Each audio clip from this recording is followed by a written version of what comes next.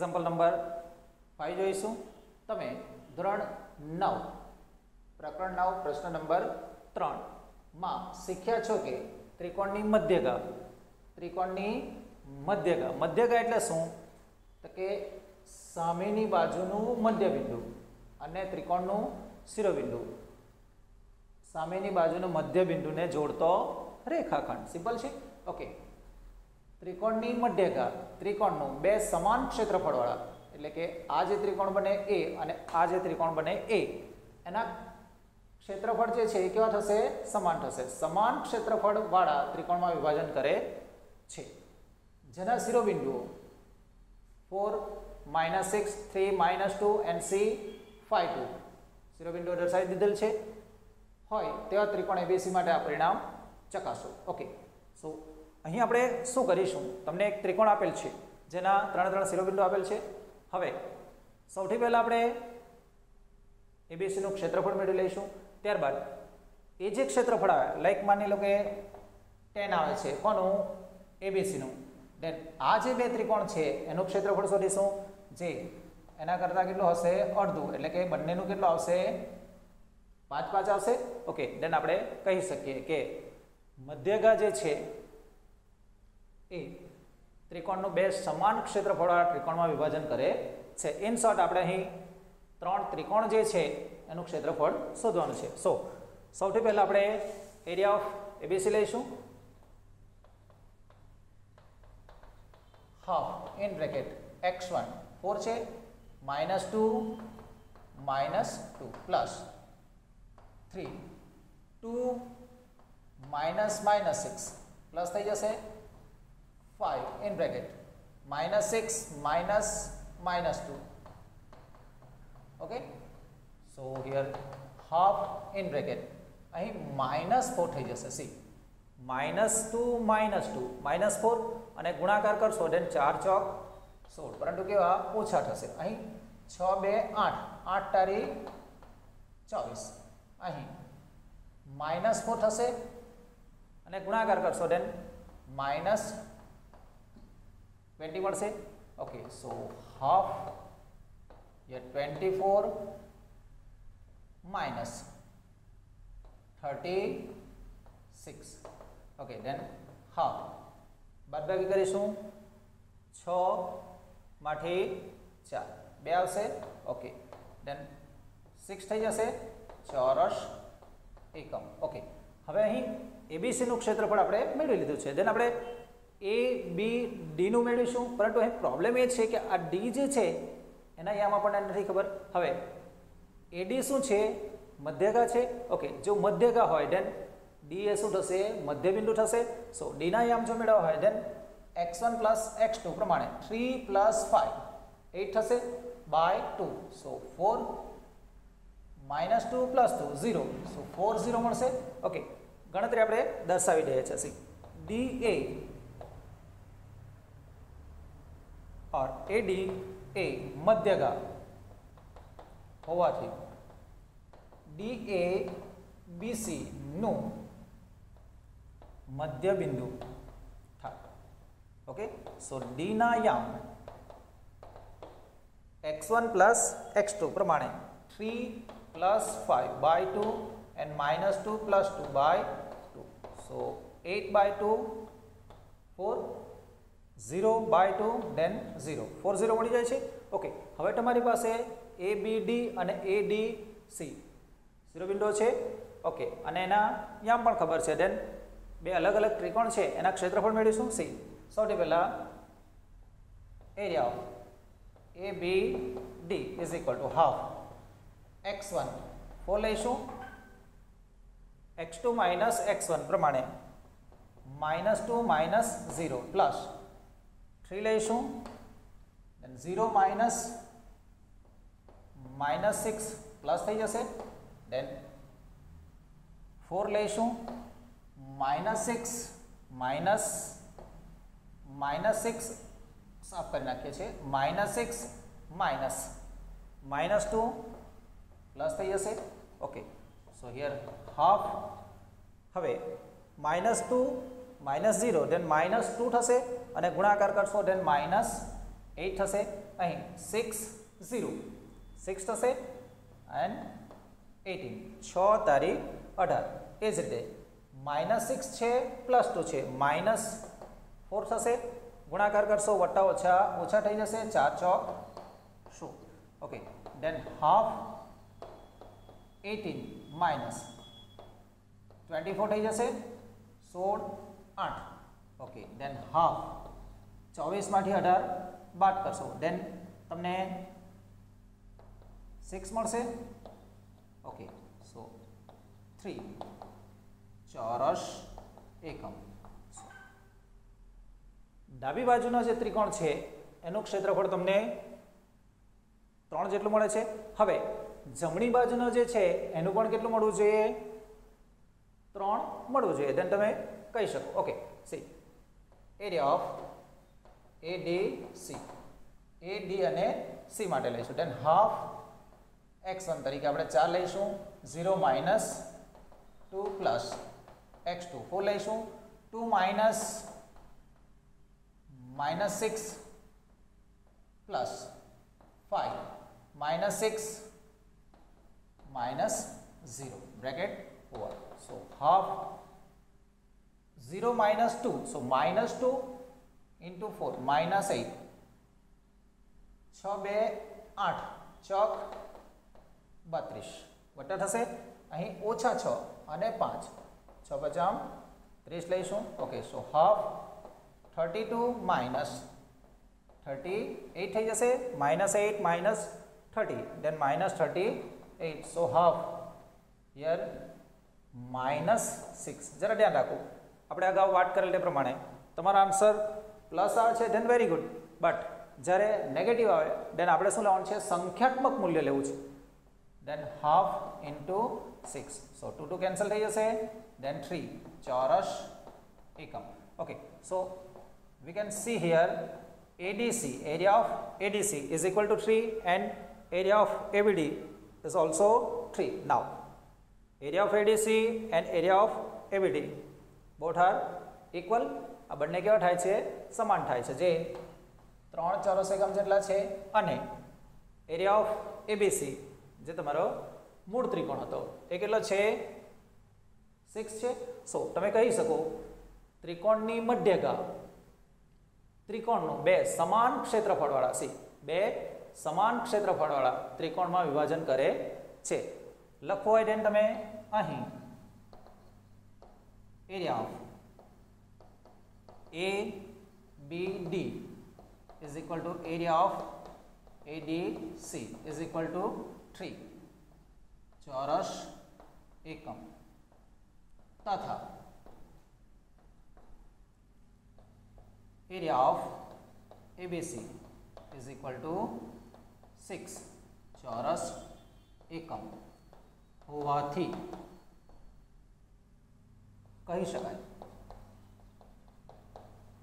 કે કહી શકાય પછીનું જે સ્ટેટમેન્ટ છે એ તમારે ત્રિકોણની મધ્યગા એ ત્રિકોણનું બે સમાન ક્ષેત્રફળ ધરાવતા ત્રિકોણમાં વિભાજન કરે છે લખી દેવું ઓકે સમજાશે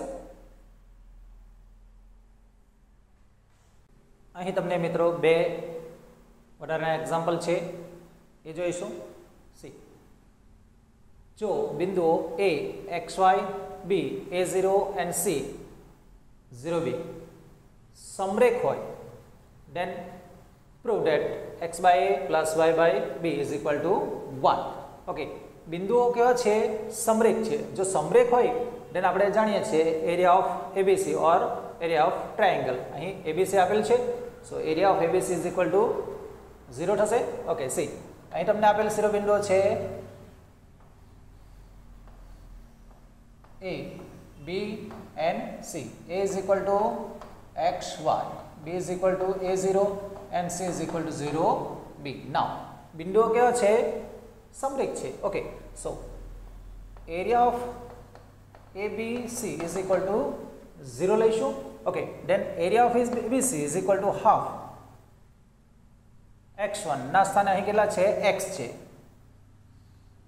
0 minus b plus a એટલે કે x2 b minus y plus 0 y minus 0 is equal two 0 થઈ જશે. ઓકે, દેન સાદુરૂપ આગળ વધારીશું. x નો 0 સાથે ગુણાકાર કરશો 0 જ થશે. x નો b સાથે ગુણાકાર કરીશું સો માઇનસ xb ઓર bx plus ab minus ay 0 સાથે ગુણાકાર હોય 0 થઈ જશે. સો આપણે લખતા નથી. ઓકે, હવે આ હાફ જે છે એને હું પેલી સાઈડ આપી દઉં છું. C minus xb plus ab minus ay is equal two 0 into 2/1 છેદમાં છે અંશમાં છે છેદમાં, और ડાયરેક્ટ તમે 0 પણ લઈ શકો. હવે તમને જે પરિણામ જોઈએ છે એ x/a y/b જોઈતું છે. સો આપણે આ ab જે છે એને જ્યાં છે ત્યાં જ રાખીએ છીએ અને આ પરિણામ તો આપણું શૂન્ય થઈ જશે. સો 0 લઈ લીધા છે પ્લસ bx और xb પ્લસ ay થઈ જશે. બંને કેવા હતા? માઇનસ હતા. આપણે સાઈડ ચેન્જ કરીએ છીએ. સો પરિણામ તમને મળી જાય છે. આ 0 ને આપણે સરવાળો હોય ધ્યાનમાં લઈશું નહીં. bx plus ay is equal two ab or ab is equal two bx plus ay. હવે આપણને x/a જોઈએ છે. અહીં b વધારાનો છે. સો આ જે પરિણામ છે એને જો ab વડે ભાગવામાં આવે, સી દરેક જગ્યાએ આપણે શું કરીએ છીએ? ab વડે ભાગ્ય છે. દરેક જગ્યાએ સમાન ક્રિયા કરીએ છીએ. સો પરિણામમાં કોઈ ફરક પડશે નહીં. પરંતુ અહીં ab કેન્સલ થઈ જશે. પરિણામ તમને 1 મળી જશે. ઓકે, અહીં b કેન્સલ થઈ જશે. Then x/a, see b and b cancel, then x/a plus એ કેન્સલ થઈ જશે y/b. ઓકે, સો તમને જે માંગેલ પરિણામ છે એ રીતે લખીએ. Then x/a plus y/b is equal to 1. સભી થઈ જાય છે. ઓકે, ધેન સેકન્ડ એક્ઝામ્પલ જોઈશું. તમને અહીં abc બિંદુ આપેલ છે. એ સમદ્વિભુજ કાટકોણ ત્રિકોણ abc ના શિરોબિંદુ છે. ત્રિકોણ કેવો છે? સમદ્વિભુજ, બે બાજુ કેવી છે? સરખી છે. અને angle a is equal two 90. ખૂણો a જે છે એ કેવો છે? 90 છે. ઓકે, સો a ને આપણે અહીં લઈશું. દેન bc આપણે ઉપર નીચે લઈ લઈશું. જે 710 છે એ છે આપણી પાસે -2k એન્ડ b જે છે એ 3 -4. હવે અહીં ab જે છે તે અને ac જે છે એ બંને કેવા છે? સરખા છે. કેમ? તો કે કર્ણ તો કોઈ દિવસ આ બે બાજુઓ સાથે સમાન ન થઈ શકે. એટલે સૌથી મોટી બાજુ હોય છે. સો આ બે બાજુઓ સરખી થશે. ઓકે, નાવ abc નું ક્ષેત્રફળ શોધો. તમારી પાસે અહીં બે શિરોબિંદુઓ જે છે b અને c એના બંને આમ ખબર છે, પરંતુ a જે છે એમાં અજ્ઞાત k છે. સો k ની કિંમત જો તમને મળી જાય દેન તમે મેળવી શકો. ઓકે, સો અહીં આપણી પાસે બે ઓપ્શન છે. તમને જે આપેલ વિગત છે એ પ્રમાણે જો જોઈએ દેન ab is equal two ac છે. ab અને ac કેવા છે? સરખા છે. ઓર તમે પાયથાગોરસનો સિદ્ધાંત લગાવશો તો પણ તમને k ની કિંમત મળી જશે. આપણે સમદ્વિભુજ છે એનો ઉપયોગ કરીએ. સી ab અને ac જો સરખા હોય દેન ab square is equal two ac square. પરંતુ અહીં અંતર સૂત્રનો ઉપયોગ કરીશું. C ab square is equal two x1 minus x2 -2 -3 whole square plus k minus -4. જે આપણે શરૂઆતમાં અંતર સૂત્ર શીખ્યા હતા એનો ઉપયોગ કરવો પડશે. ઓકે, ac માટે -2 -7 whole square plus k -10 whole square લઈશું. ઓકે, દેન -5 સ્ક્વેર 25 થશે. હવે અહીં અજ્ઞાત છે. સો k સ્ક્વેર પ્રથમ પદનો વર્ગ 2 ગુણ્યા પહેલું બીજું પ્રમાણે 4 દુ 8k અને 4 ચોક 16 બરાબર -2 -7 -9 થશે અને વર્ગ કરીશું 81 મળી જશે, ઓછા 60 ઓછા 2 ઓછા 9 થશે, 9 9 81. ઓકે, નાવ કે square a minus B whole square પ્રમાણે a સ્ક્વેર માઇનસ 2ab પ્રમાણે 10 દુ 20 કે થશે અને b સ્ક્વેર એટલે કે 100.